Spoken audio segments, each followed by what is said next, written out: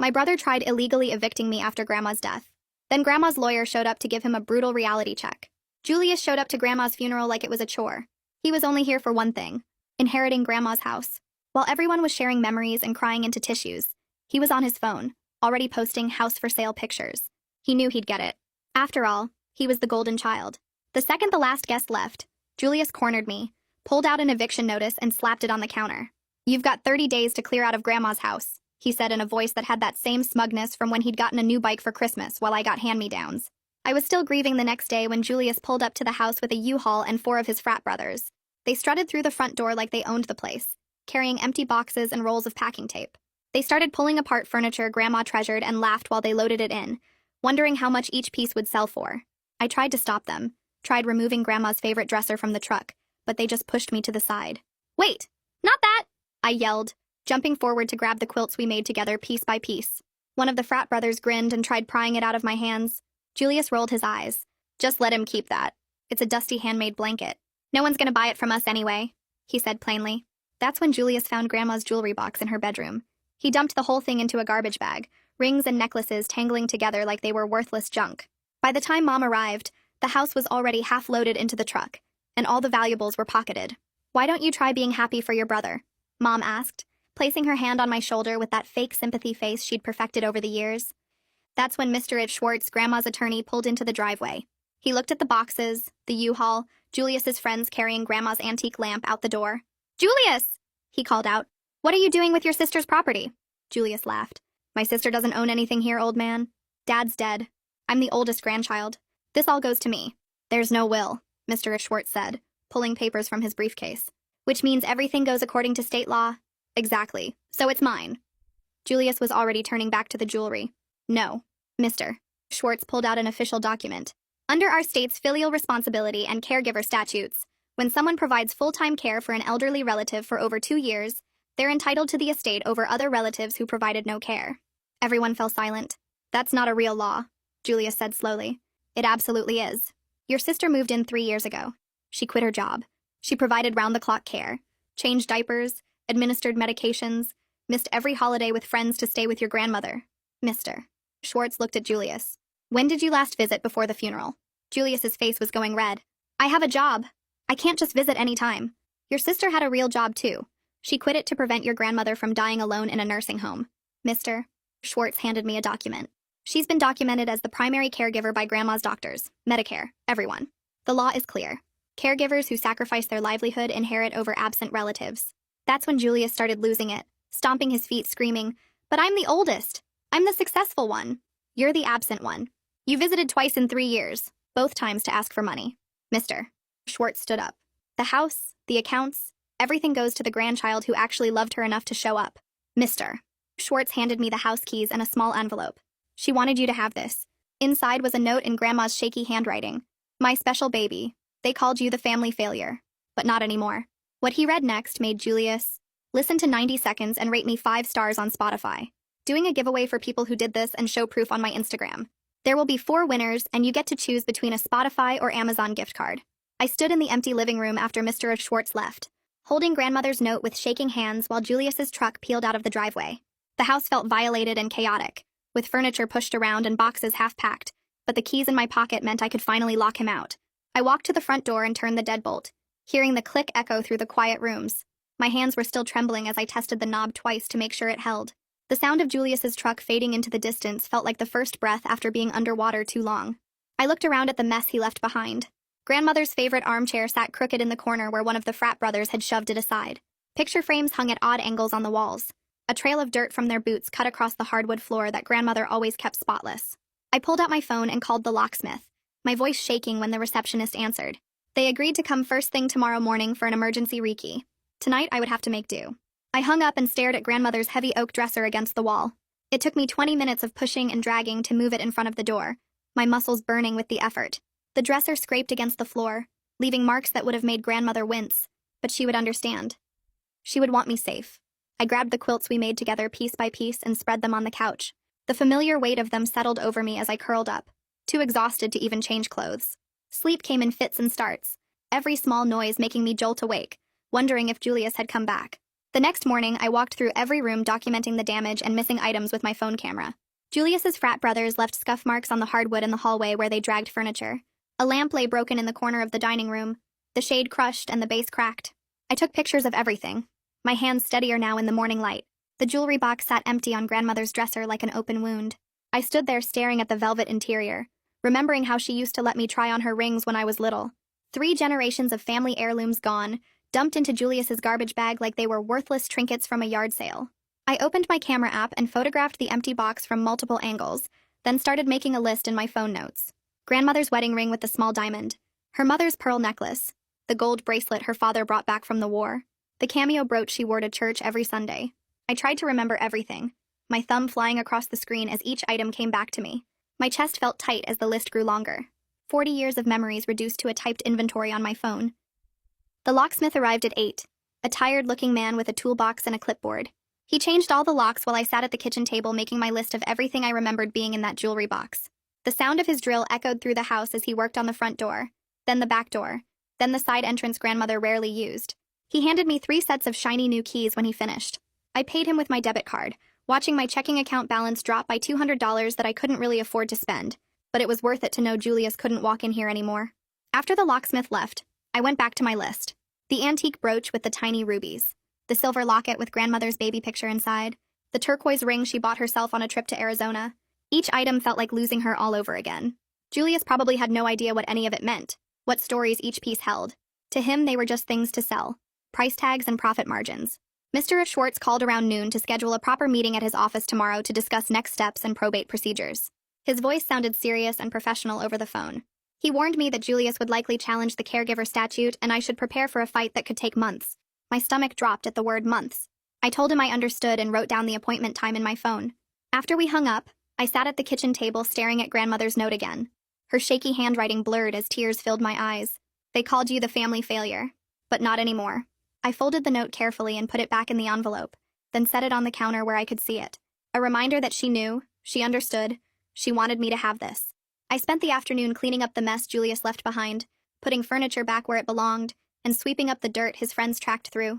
Each familiar object I returned to its proper place felt like reclaiming a small piece of grandmother's memory.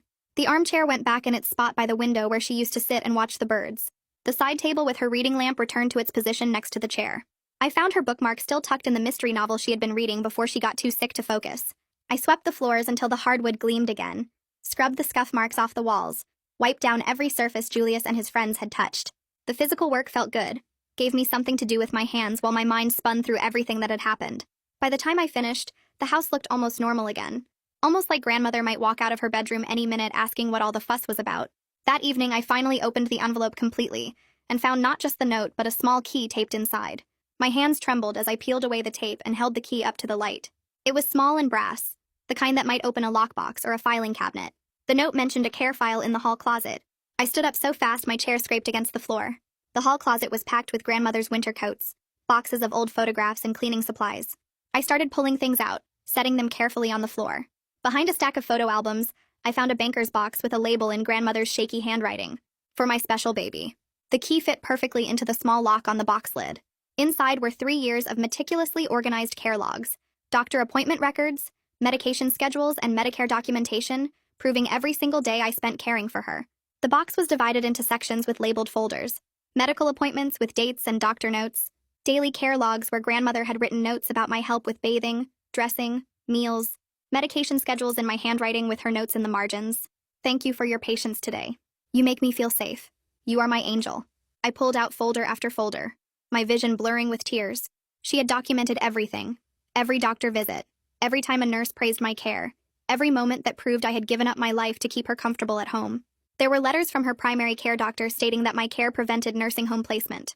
Forms from Medicare showing I was listed as her primary caregiver. Even a notarized statement from 6 months ago, where a doctor confirmed that without my full-time care, grandmother would have required skilled nursing facility placement. I stayed up past midnight reading through grandmother's notes, many of them praising my patience and dedication in her own words. She documented every doctor who told her I was preventing decline, every neighbor who commented on my devotion, every sacrifice I made to keep her home and comfortable. One entry from a year ago made me cry, so hard I had to put the folder down. My special baby gave up her job, her friends, her whole life to take care of me. Julius called twice this year, both times asking for money. He has never once asked how I am feeling or if I need anything. I know who loves me. I know who deserves my home. The words swam on the page as tears dripped onto the paper. She knew. She had always known. And she had prepared for this exact situation, documented everything so carefully that no one could argue I hadn't earned this house with 3 years of my life. The next morning, I arrived at Mr. Schwartz's office with the entire care file in a canvas tote bag. The receptionist showed me to a conference room where Mr. Schwartz was waiting with his briefcase open on the table. His eyes lit up when he saw the documentation. I lifted the banker's box onto the table and started pulling out folders. His expression changed as he realized what he was looking at. "This isn't just my word against Julius's anymore," he said quietly, flipping through the care logs. "This is 3 years of contemporaneous evidence that no court can ignore." He spent the next hour going through every folder, every document, every note grandmother had written. He made copies of the most important records and took detailed notes about the medical statements. When he got to grandmother's personal notes about Julius calling only to ask for money, he actually smiled. "Your grandmother was a very smart woman," he said. "She knew exactly what might happen and she made sure you had the proof you needed." I sat there feeling grateful and heartbroken at the same time, knowing that grandmother had spent her final months preparing to protect me from her own family. Mr. Schwartz closed the last folder and looked at me with serious eyes. He said we needed to file an emergency petition right away to stop Julius from selling or getting rid of any more property. He pulled out his laptop and started typing a motion for something called a temporary restraining order and preliminary injunction that would freeze all the estate assets immediately. His fingers moved fast across the keyboard while I sat there watching, still holding one of grandmother's care logs in my lap. He explained that this order would legally prevent Julius from touching anything until the court decided who really inherited the house. The whole process felt surreal, like I was watching someone else's life instead of living my own. Mr. Schwartz printed out several copies of the motion and had me sign where he marked with little yellow tabs. We spent the next 2 hours going through the care file page by page while he took notes and made more copies. He spread the documents across the conference table, organizing them into piles based on what they proved. The medical appointment records went in one stack, the medication schedules in another, the daily care logs in a third pile. Mr. Schwartz kept stopping to point out important details, like how grandmother had a doctor sign a statement 6 months ago, confirming that my care prevented nursing home placement. He said that single document was worth more than any testimony, because it proved a medical professional believed I was providing skilled care. The Medicare documentation showed I was listed as her primary caregiver on all the official forms. Every folder we opened revealed more proof that grandmother had carefully documented my sacrifice. Mr. Schwartz made notes about which documents to submit as exhibits and which witnesses we might need. I mentioned the neighbor Humphrey who lived next door and watched me help grandmother for years. Mr. Schwartz stopped writing and looked up at me. He said eyewitness testimony would strengthen our case a lot, especially from someone who had no reason to lie or take sides. He asked me to get a written statement from Humphrey as soon as possible, preferably today if I could manage it. I nodded and wrote down exactly what Mr. Schwartz wanted the statement to include. That afternoon, I walked next door to Humphrey's house, my stomach tight with nerves about asking for help. Humphrey and his wife had lived there for 30 years and always waved when they saw me helping grandmother to the car for doctor visits. I knocked on his door and waited, practicing what I would say in my head. He opened the door with a warm smile that made some of the tension leave my shoulders. Before I could even explain why I was there, he said he had been waiting for me to come by because he saw what Julius tried to do with the moving truck. He invited me inside and his wife brought us sweet tea while we sat at the kitchen table. I explained what Mr. Schwartz needed and Humphrey nodded like he had expected this. He pulled out a pad of paper and started writing in careful handwriting, stopping sometimes to think about the exact words. The statement he wrote was detailed and clear, describing how he watched me care for grandmother through her decline over 3 years. He wrote about seeing me help her to doctor appointments every week, hearing me read to her every evening through the open windows in summer, noticing how I never went anywhere because she needed constant supervision. He described watching me bring in groceries, helping her walk to the mailbox, sitting with her on the porch during good weather days. His wife added details too, like how she never saw Julius visit except twice, both times staying less than an hour. Humphrey signed and dated the statement, then had his wife sign as a witness. He handed it to me and squeezed my shoulder, telling me that grandmother had been lucky to have me. I thanked him and walked back home with the statement folded carefully in my pocket. Back home, I started photographing every room with my phone, taking pictures of the scuff marks Julius's friends left on the hardwood and the empty spaces where furniture used to sit. I opened a spreadsheet on my laptop and began listing every missing item with estimated values based on what I remembered grandmother saying they were worth. The jewelry alone was worth thousands according to the appraisal papers I found in her desk drawer. Julius's online posts were still up on the marketplace sites, showing grandmother's antique furniture for sale with prices that made my stomach hurt. I started screenshotting all of Julius's social media posts advertising grandmother's belongings, making sure to capture the timestamps that showed he posted them during the funeral reception. Mr. Schwartz had said this evidence of his money-focused attitude would help show why the caregiver statute exists in the first place. I saved each screenshot with clear file names so I could find them easily later. My phone buzzed with a text from Mom asking why I was making things difficult and suggesting we should share the house like family. I stared at the message for a long time, reading it over and over. Finally, I typed back that Julius tried to evict me and steal everything. So no, we would not be sharing anything. Her response came fast, saying I was being selfish and tearing the family apart. I turned off my phone and set it face down on the table. That night, I lay awake in grandmother's bed worrying about property taxes and utility bills that were probably due soon. Grandmother's accounts were frozen pending probate, and I had maybe $2,000 in savings from the part-time job I quit to care for her full-time. The house needed repairs too, things I had noticed, but grandmother could not afford to fix. The roof leaked in one corner of the attic. The furnace made weird noises, and several windows did not close right anymore. I tried to calculate how much everything would cost, but the numbers just made my head hurt worse. The next morning, Mr. Schwartz called to say the emergency hearing was scheduled for next week, and Julius had been served with the restraining order. His voice sounded pleased about how fast the court moved on our petition. Then his tone changed, and he warned me that Julius would probably show up here angry, and I should call the police immediately if he tried to enter the property. I promised I would and hung up feeling scared about what Julius might do. I spent the rest of that day pulling together every piece of evidence I could find. The care logs came out of the banker's box first, and I sorted them by month into clear plastic folders. Medical records went into another folder organized by doctor and date. Humphrey's handwritten statement got its own protective sleeve because I knew how important his witness testimony would be. I printed out all the screenshots of Julius's social media posts, selling grandmother's furniture, and put them in chronological order with the timestamps visible. The photos I took of the damaged floors and empty spaces where furniture used to sit went into another folder. Each folder felt like building a wall between me and Julius's lies. By the time I finished, the dining room table was covered in organized evidence that told the story of 3 years caring for grandmother while Julius stayed away. I labeled everything with sticky notes so Mr. Schwartz could find what he needed quickly. The jewelry appraisal papers went on top of the folder showing what Julius stole. I made copies of the most important documents and put them in a separate envelope just in case something happened to the originals. The work kept my hands busy and my mind focused on something other than fear. That evening around 7, I heard a truck pull up fast in the driveway. Heavy footsteps stomped up to the front door, and then Julius started pounding on it with his fists. I froze in the kitchen holding a folder of medical records. His voice came through the door loud and angry, saying he had every right to be in his house. He kept banging and yelling that I couldn't lock him out of his own property. My hands shook as I pulled out my phone and dialed the police. The dispatcher asked if I felt unsafe, and I said yes because Julius was violating the restraining order. She told me officers were on their way and to stay inside away from the doors. Julius kept pounding and shouting while I waited. He yelled that Mr. Schwartz was a senile old man who didn't know what he was talking about. He said the caregiver law was fake, and I had manipulated grandmother into writing those care logs. The pounding got louder, and I worried he might actually break through. Then I heard sirens and saw red and blue lights flash through the front windows. The pounding stopped. I heard Julius's voice change to something calmer as he talked to the police officers.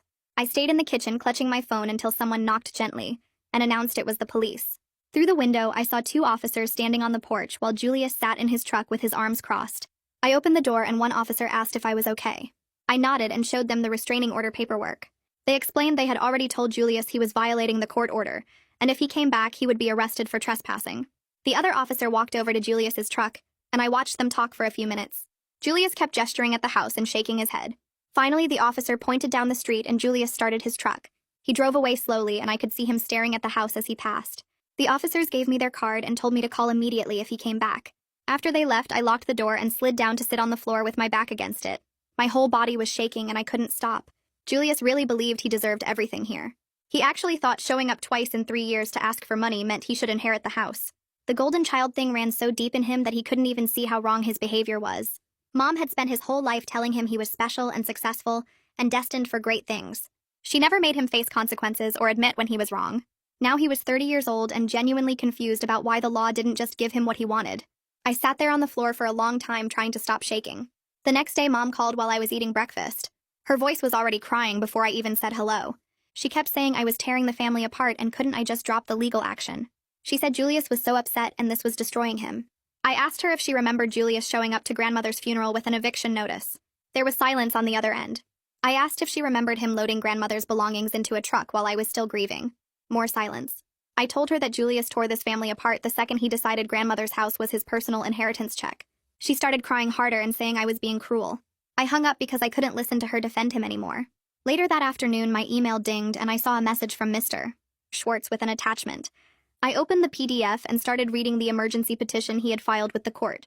The legal language was formal and precise, but it described everything I had done for grandmother over 3 years. It listed the round-the-clock care and medication management and how I quit my job to prevent nursing home placement. It mentioned the documented medical appointments and the Medicare records showing me as primary caregiver. Reading it made me cry because someone finally saw what I sacrificed. Even if it was just a lawyer doing his job, it felt like validation after years of family members calling me the failure who couldn't keep a real job. The petition asked the court to recognize my legal right to the estate under the caregiver statute and to prevent Julius from taking or selling any more property. I printed it out and added it to my evidence folders. While I was organizing papers, I opened grandmother's desk drawer looking for stamps and found a stack of bills rubber banded together. Property tax notice stamped overdue in red ink. Homeowner's insurance bill with a final notice warning. 3 months of utility bills all past due. I spread them out on the desk and added up the totals. Over $3,000 in bills that grandmother couldn't pay before she died. My stomach hurt looking at the numbers because I had maybe $2,000 in my savings account and no access to grandmother's bank accounts. Everything was frozen for probate. I called Mr. Schwartz and explained about the bills. He sighed and said I could petition the court for emergency funds from the estate to maintain the property. But it required another hearing and more paperwork. He would file the motion this week, but the court might take 2 or 3 weeks to schedule it. I asked what happened if the utilities got shut off in the meantime. He said I should pay what I could and explain the probate situation to the utility companies. Everything moved so slowly while the bills kept piling up and I had no income. The next morning, I went online and applied to every temp agency in the area. One agency called back that afternoon and said they had a placement at a medical office doing filing and scheduling. It was part-time and the pay wasn't great, but it was something. After 3 years of round-the-clock caregiving with no breaks, the idea of a regular schedule felt almost manageable. I started the following Monday and spent my days organizing patient files and answering phones. The work was simple and the office manager seemed nice. It felt strange to have a routine again after so long. 2 days into the new job, my phone rang during lunch break. A woman introduced herself as Rhea Collins from the legal aid office. She said Mr. Schwartz had referred my case to her for a second opinion on the caregiver statute.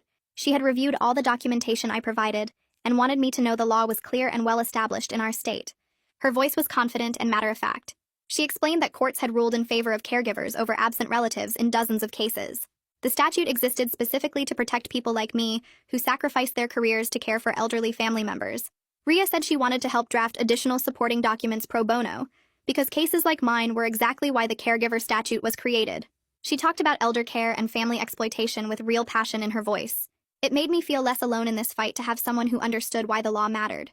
She asked if I could meet her at the legal aid office tomorrow to go over strategy, and I agreed. For the first time since grandmother died, I felt like maybe I had people on my side who actually saw what happened and cared about making it right. The hearing date arrived 3 weeks later, and I sat in the courtroom with Mr. Schwartz at a table covered in organized folders. My hands shook while I watched Julius walk in with his lawyer, a tall man in an expensive suit who carried a thin briefcase like he barely needed any evidence. The courtroom smelled like old wood and floor polish, and the judge's bench loomed above us, making everything feel official and scary. Mr. Schwartz stood up when the judge entered and started presenting the care file piece by piece, holding up grandmother's handwritten logs and explaining how she documented every medication dose and doctor visit for 3 years. He showed the Medicare records listing me as primary caregiver and read from Humphrey's sworn statement about watching me help grandmother to appointments and never leaving her alone. Julius's lawyer argued that family property should be divided equally no matter who did the caregiving, because that's what fair inheritance meant. He said the caregiver statute was misapplied and that I had lived rent-free, so I already got my compensation. The judge flipped through grandmother's documentation for what felt like forever, her reading glasses sliding down her nose while she studied each page. Then she looked up directly at Julius and asked when he last visited grandmother before the funeral. Julius stammered something about being busy with his job and having important responsibilities. The judge's expression hardened and she asked again for a specific date. Julius said maybe 6 months ago, then changed it to 8 months, then admitted he wasn't exactly sure. Mr. Schwartz pulled out phone records showing Julius called grandmother once a month at most, and the calls lasted under 5 minutes. The judge reviewed Humphrey's statement about Julius visiting twice in 3 years, both times leaving after 20 minutes, and her mouth pressed into a thin line. She asked Julius's lawyer if he had any evidence that Julius provided care or financial support, and the lawyer shuffled papers but couldn't produce anything concrete. The judge announced she was granting a temporary order giving me exclusive occupancy of the house and prohibiting Julius from removing or selling any estate property while probate proceeded. She said the caregiver statute was clear, and the documentation supported my claim, though final ownership would be determined after full probate review. I felt my chest loosen for the first time in weeks, knowing I could stay in grandmother's house safely without Julius showing up with another U-Haul. Mr. Schwartz squeezed my shoulder and whispered that this was a good outcome, that temporary orders usually predicted final rulings. Julius's face turned purple as the judge explained the order and what it meant. We walked out into the courthouse hallway and Julius exploded, screaming that I manipulated grandmother and forged all the documents. His voice echoed off the marble walls and people stopped to stare while he yelled about how I stole his inheritance and tricked everyone. His lawyer grabbed his arm trying to pull him away, but Julius shook him off and kept shouting. Mr. Schwartz stood there calmly and reminded Julius that outbursts wouldn't help his case, that the judge had made her ruling based on evidence. A courthouse security guard walked over and told Julius to lower his voice or leave the building. Julius finally let his lawyer drag him toward the exit, still muttering about suing everyone involved. I drove home exhausted, but relieved to have legal protection, even if it was only temporary. The house felt safer when I unlocked the door, knowing Julius couldn't just show up and take things anymore. I collapsed on the couch still wearing my courthouse clothes and stared at the ceiling trying to process everything that happened. The temp job started tomorrow and I needed to figure out how to pay the overdue utility bills before they shut anything off. That night I barely slept, my mind racing through budgets and bill due dates and whether the estate accounts would get unfrozen soon. My first day at the temp agency placement went smoothly once I got there and focused on the work. The medical office had files everywhere that needed organizing, and the phone rang constantly with patients calling to schedule appointments. The office manager was a woman in her 50s named Kendall, who showed me the filing system and explained how their scheduling software worked. She mentioned they might have a permanent position opening soon if I did well, and steady income would solve so many problems right now. I spent the day alphabetizing patient records and answering basic questions, and the routine felt almost normal after 3 years of unpredictable caregiving schedules. Kendall complimented my organization skills before I left and said she'd see me tomorrow. I came home to find a letter from Julius's lawyer sitting in the mailbox proposing mediation to resolve this matter amicably. The formal language made it sound reasonable, but I knew Julius just wanted money or property in exchange for dropping his claim. I called Mr. Schwartz and he said mediation might be worth trying, that it could save time and legal fees if we reached an agreement. But he warned me to prepare for Julius to demand half the house value or specific items, and I shouldn't agree to anything without his review. That weekend, I finally worked up the courage to deep clean grandmother's bedroom, which still smelled like her lavender lotion, and contained all her personal items exactly where she left them. Her hairbrush sat on the dresser with silver strands still caught in the bristles. I opened her closet and saw the dresses she wore to church hanging in neat rows, and going through them made me cry so hard I had to sit on the floor. I carefully packed away her favorite blue dress with the pearl buttons and the green one she wore to my high school graduation, folding them in tissue paper to keep forever. Her jewelry box sat empty on the dresser where Julius had dumped everything into his garbage bag, and the sight of it made me angry all over again. I cleaned the room slowly, dusting every surface and changing the sheets, trying to honor her memory by taking care of her space. Mom showed up unannounced on Sunday afternoon while I was folding grandmother's clothes. She knocked and walked right in before I could answer, asking to talk things through like nothing had happened. She said I was being unreasonable about the whole situation, and that family should work together. I told her that Julius literally tried to evict me at grandmother's funeral and steal everything, but she waved her hand dismissively and said he was just protecting his interests. Her voice had that same tone she used when I was a kid, and she'd excuse Julius for breaking my toys or taking my allowance. I asked her how she could defend someone who showed up with a U-Haul while I was still grieving, and she said Julius was under a lot of stress. The conversation got worse when I pushed her to explain why she always took his side. Mom finally admitted she always gave Julius more because he needed the confidence boost while I was naturally capable and could handle things on my own. She said it out loud like it was a reasonable parenting strategy, like treating your kids unequally was fine if you had a good excuse. Hearing her finally say what I always knew didn't make it hurt less. My throat felt tight and I had to look away because crying in front of her would just prove I wasn't as capable as she claimed. She tried to touch my arm, but I stepped back and told her I needed her to leave. Mom looked surprised, like she expected me to accept her explanation and move on. She gathered her purse and walked to the door saying I'd understand when I calmed down, and I watched her drive away knowing nothing would change between us unless I set real boundaries. I walked Mom to the door and told her I couldn't keep a relationship with her if she kept defending Julius and acting like my 3 years meant nothing. She stared at me like I'd slapped her and started crying, saying I was choosing money over family. I told her Julius chose money when he showed up with an eviction notice at the funeral, and she had no response to that. She grabbed her purse and walked out, and I watched her car pull away, feeling this weird mix of guilt and relief, like I'd finally said something that needed saying years ago. The house felt quieter after she left, and I sat on the couch wrapped in the quilts trying to figure out if setting boundaries was supposed to hurt this much. Mr. Schwartz called 2 days later while I was making coffee. Julius's lawyer had requested access to grandmother's financial records, which was normal procedure in probate cases, but Mr. Schwartz warned me they were probably looking for any sign I'd taken advantage of her financially. The idea made me so angry I almost dropped my mug because I'd quit my job and spent my own savings keeping her comfortable. He told me to gather any records I had showing how money was spent during those 3 years, and I promised to go through everything that evening. I spent hours at grandmother's desk that night pulling out bank statements and receipts from the past 3 years. Every statement told the same story, with her Social Security going toward property taxes and utilities, while I covered the gaps with my own money. I used a yellow highlighter to mark every expense that was clearly for her care, and the pages ended up covered in bright yellow lines. Pharmacy receipts for her medications, grocery store purchases, medical equipment rentals. The record showed I'd spent over $15,000 of my own money when her funds ran low, and seeing it all laid out made me realize how much I'd sacrificed without even thinking about it. Rhea showed up at my door 3 days later carrying a thick folder of legal research. She'd found multiple case precedents from our state where courts ruled in favor of caregivers over absent relatives, and she was building a legal brief that made our position almost impossible to challenge. We sat at the kitchen table while she walked me through each case, explaining how judges consistently sided with people who provided actual care.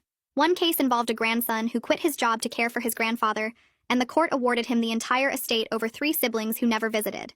Another case had a daughter who provided 5 years of care, and the judge wrote a scathing opinion about family members who only appeared after death expecting inheritance. Rhea's passion about elder care law made me feel less alone in this whole mess. The mediation happened 2 weeks later in a conference room downtown with fluorescent lights that hurt my eyes. Julius sat across the table with his lawyer looking smug like he'd already won. Mom sat next to him, which felt like another betrayal, even though I'd expected it. Mr. Schwartz sat beside me with all our documentation in neat folders.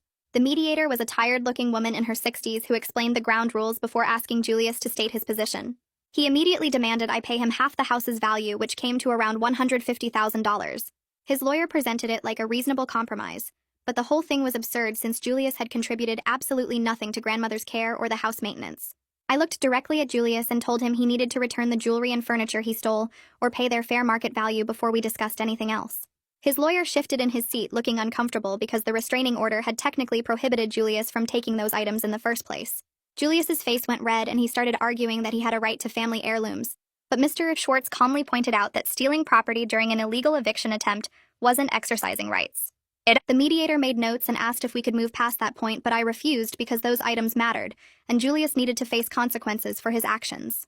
Mom jumped in with her usual peacemaking voice, suggesting we split everything down the middle to be fair to everyone. I turned to her and asked what was fair about Julius getting half of a house he never helped maintain, while I gave up 3 years of my life and my entire career. She looked away and said family should share equally, but I reminded her that Julius hadn't treated me like family when he showed up with an eviction notice. Mr. Schwartz added that the law specifically rejected equal division in cases where one party provided all the care and the other provided nothing. Mom's face crumpled, but she didn't have an answer to that. The mediation dragged on for 2 more hours, with Julius refusing to acknowledge any wrongdoing, and me refusing to give him money he didn't earn.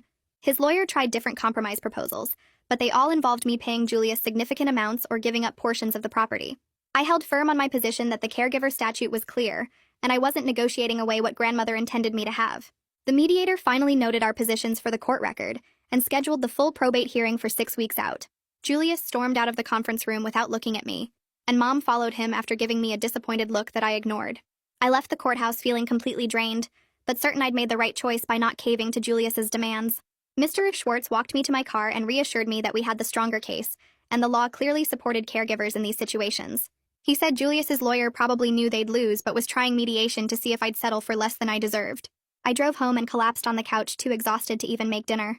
Work became my refuge over the next several weeks as I settled into the medical office routine and proved myself reliable. Kendall complimented my organizational skills and how quickly I'd learned their systems. The phones never stopped ringing and the filing seemed endless, but having structure and purpose felt good after years of unpredictable caregiving schedules. One afternoon, Kendall called me into her office and officially offered me the permanent position with full benefits starting next month. I accepted immediately and felt this rush of relief because steady income meant I could handle the property taxes and bills without panic. It was the first genuinely good news I'd had in months, and I actually smiled driving home that evening. My first paycheck arrived 2 weeks later, and I immediately went to the bank to cash it. I drove straight to the utility company office and paid the electric bill that was 3 months overdue.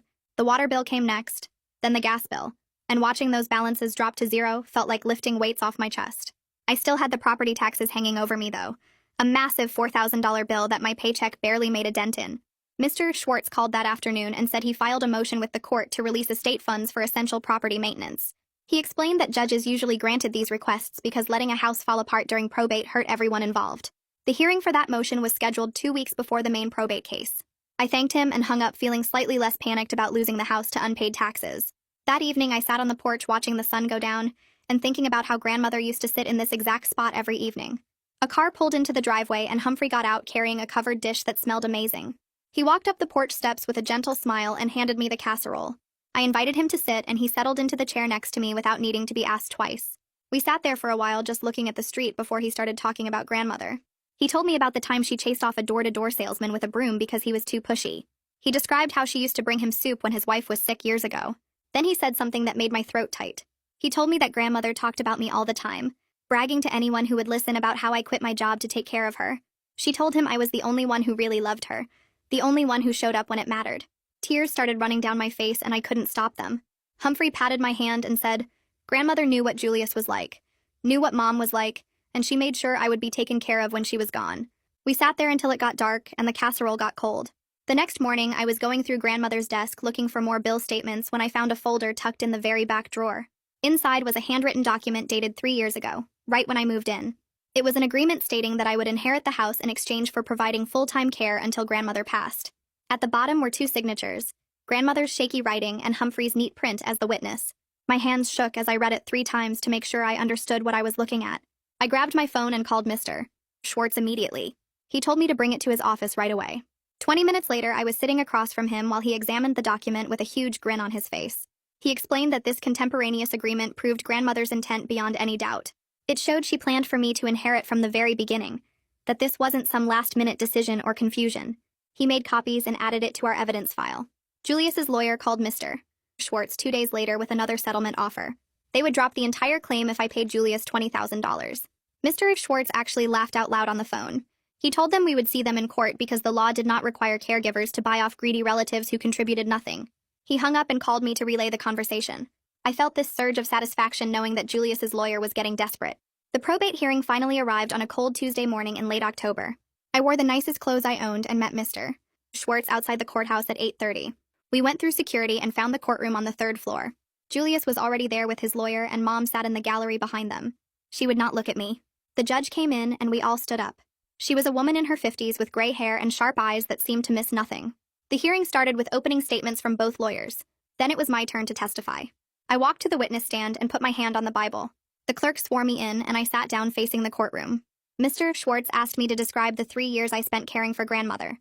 I told the judge about changing her diapers when she could not make it to the bathroom anymore. I described managing 8 different medications 3 times a day and keeping detailed logs so I would not miss a dose. I explained how I read to her every night because her eyes were too weak to read herself. I talked about giving up my social life, my career, my entire existence outside that house to keep her comfortable at home. Mr. Schwartz showed the judge my care logs and the medical records documenting every doctor visit. I testified that I never went on vacation, never spent a night away, never did anything that took me away from grandmother for more than a few hours. The judge listened carefully and took notes. When Mr. Schwartz finished, Julius's lawyer asked if I expected to be paid for caring for my own grandmother. I looked him right in the eye and said I did not expect payment. I expected basic human decency from my family, but I did not get that either. Humphrey testified next. He described watching me help grandmother in and out of the car for doctor appointments. He talked about hearing me read to her through the open windows on summer evenings. He confirmed that he witnessed the agreement 3 years ago, and that grandmother specifically told him she wanted me to have the house. The doctor who treated grandmother submitted a written statement that Mr. Schwartz read into the record. It confirmed that my care prevented nursing home placement and significantly extended grandmother's quality of life. Without my intervention, she would have ended up in a facility within months of her diagnosis. Then Julius took the stand. He testified that he visited whenever he could and sent money occasionally to help with expenses. Mr. Schwartz pulled out phone records showing Julius called grandmother maybe once a month. He produced visitor logs from grandmother's doctors showing Julius attended exactly 0 appointments in 3 years. Then Mr. Schwartz asked Julius about the 2 times he did visit. Julius got flustered and tried to dodge the question.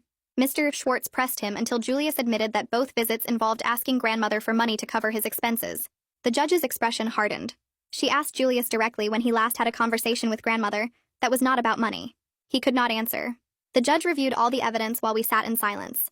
She looked at the care logs, the medical records, the handwritten agreement, Humphrey's testimony, the doctor's statement. Then she looked up and started speaking. She said the law clearly entitled me to the estate as the primary caregiver who sacrificed employment to provide care. She explained that the caregiver statute existed for exactly this situation. Julius's face turned purple and his hands gripped the table. The judge kept talking. She said the statute was designed to prevent situations where absent relatives exploited those who actually provided care. She noted that I had documented proof of 3 solid years of full-time caregiving, while Julius had proof of 2 visits where he asked for money. The house, the accounts, and all property were awarded to me subject to estate debts and taxes. Julius started to stand up, but his lawyer pulled him back down. The judge was not finished. She ordered Julius to return all items he removed from the house or pay their fair market value within 30 days. She said his behavior at the funeral and afterward demonstrated exactly the kind of opportunistic conduct the statute was designed to address. She signed the order and the bailiff handed copies to both lawyers. The hearing was over. Mr. Schwartz pulled Julius's lawyer aside in the hallway outside the courtroom, while Julius sat on a bench looking defeated. They talked for about 10 minutes while I stood with my back against the wall trying to process everything that just happened. When they came back, Mr. Schwartz explained that Julius's lawyer wanted to negotiate a payment plan instead of forcing Julius to come up with thousands of dollars immediately for the missing jewelry. Julius would return whatever furniture he still had in storage within 2 weeks and pay $300 every month for 18 months to cover the value of the jewelry he took. It was not ideal because I knew Julius probably already sold or spent most of what he grabbed, but Mr. Schwartz said it was realistic and enforceable through the court. I agreed to the terms and both lawyers drafted the agreement right there in the hallway. Julius signed without looking at me, and his lawyer handed Mr. Schwartz the paperwork. The whole negotiation took maybe 20 minutes, and then Julius walked away toward the parking lot without saying a word. I walked out of the courthouse feeling vindicated but completely exhausted, like I had just finished running a marathon while carrying grandmother's antique dresser on my back. The legal victory was real and documented, but it did not erase the fact that my family was basically destroyed. Mom sent a text before I even made it to my car. The message said she was disappointed in how this turned out and hoped I was happy with myself. I stared at those words for a long time sitting in the driver's seat, then I put my phone in my pocket without responding. There was nothing left to say to someone who still could not see what Julius did wrong or what I sacrificed. The estate accounts got unfrozen 3 days later after Mr. Schwartz filed the court order with the bank. I could finally access the funds grandmother left to pay property taxes and all the overdue bills that had been piling up for months. The first thing I did was pay the property tax bill that was almost 60 days past due. Then I paid the homeowner's insurance, the utility bills, and scheduled repairs for the leaky bathroom faucet that had been dripping since before grandmother died.